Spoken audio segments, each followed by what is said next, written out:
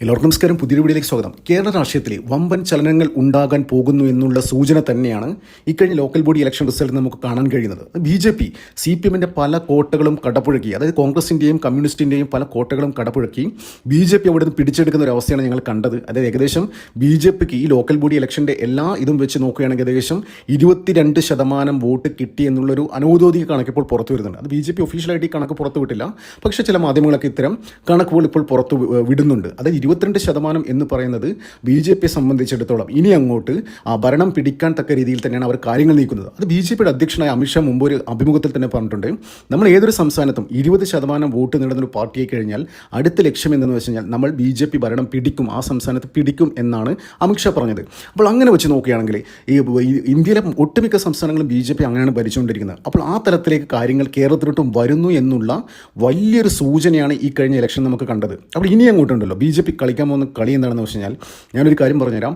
BJPക്ക് ഒരു സംസ്ഥാനം ഭരിക്കണമെങ്കിൽ വെറും 10 സീറ്റ് മതി. കേരളം പോലുള്ള സംസ്ഥാനത്ത് BJPക്ക് ഒരു ഭരണത്തിൽ പങ്കാളികളാവുന്ന ഒരു സാഹചര്യം വരണമെങ്കിൽ ഒരു മിനിമം 10 സീറ്റ് കിട്ടിയാൽ പോലും BJP ഭരിക്കും. അതായത് 2 സീറ്റ് കിട്ടിയിട്ട് ഒരു സംസ്ഥാനം ഭരിച്ച ചരിത്രമുള്ളൊരു പാർട്ടിയാണ് BJP.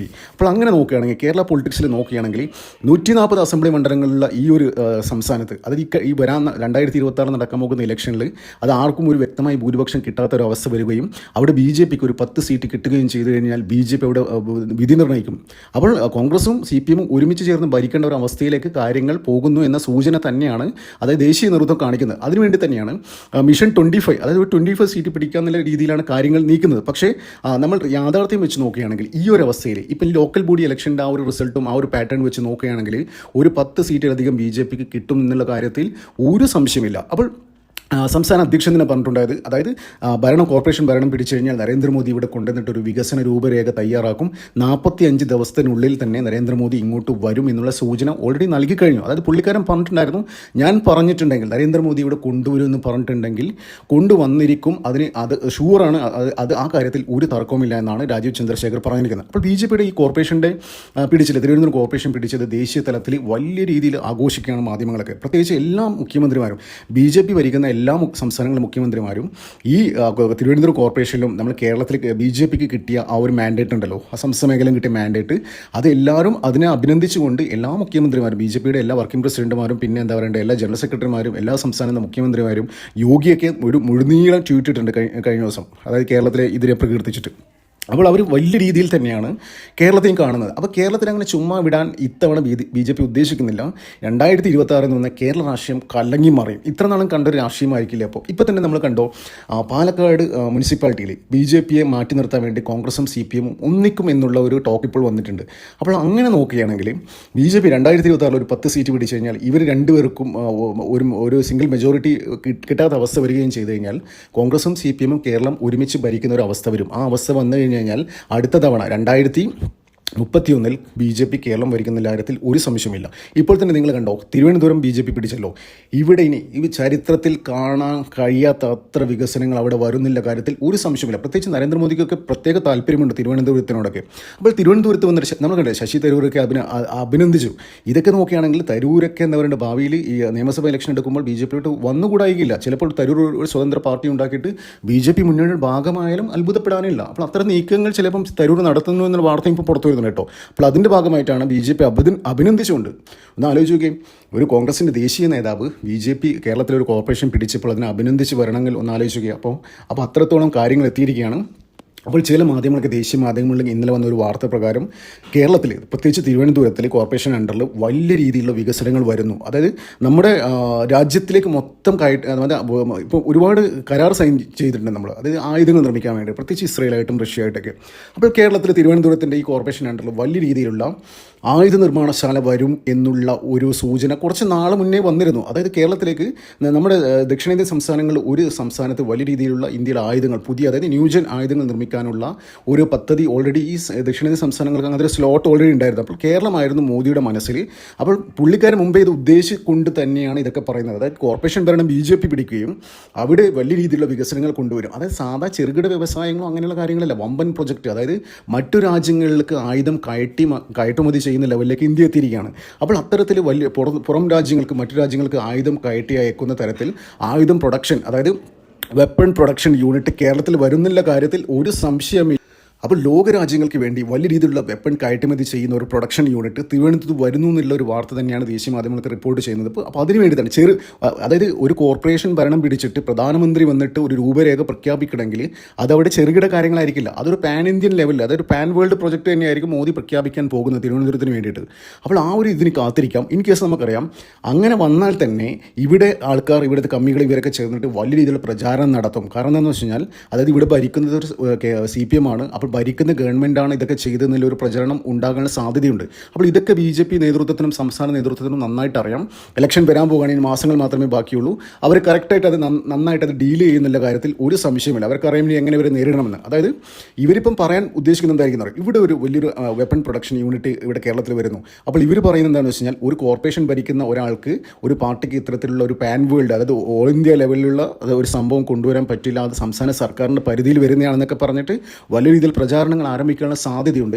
അപ്പോൾ ഇതിനെ തടയിടാൻ വേണ്ടി തന്നെയാണ്, അത്തരത്തിലുള്ള വലിയ പ്രൊജക്റ്റ് പ്രഖ്യാപിക്കാൻ വേണ്ടിയാണ് മോദി തിരുവനന്തപുരത്തേക്ക് വരുന്നുള്ള കാര്യത്തിൽ ഒരു സംശയമില്ല. അപ്പോൾ രാജീവ് ചന്ദ്രശേഖർ തന്നെ പറഞ്ഞിട്ടുണ്ടായിരുന്നു 7 കാര്യങ്ങൾ, അതായത് നമ്മൾ ഉടനടി ഈ ഭരണത്തിൽ വന്നു കഴിഞ്ഞാൽ 7 കാര്യങ്ങൾ ചെയ്യുന്നു എണ്ണി പറഞ്ഞിരുന്നു. ഓരോ കാര്യങ്ങളും എണ്ണി പറഞ്ഞിരുന്നു. അപ്പോൾ പ്രധാനമന്ത്രി വരുമ്പോൾ തന്നെ അറിയാം ചെറിയ കാര്യം പ്രഖ്യാപിക്കാനല്ല, വലിയ എന്തോ തരാൻ വേണ്ടി തന്നെയാണ്, വലിയൊരു കാര്യം പ്രഖ്യാപിക്കാൻ വേണ്ടി തന്നെയാണ് നരേന്ദ്രമോദി വരുന്നത്.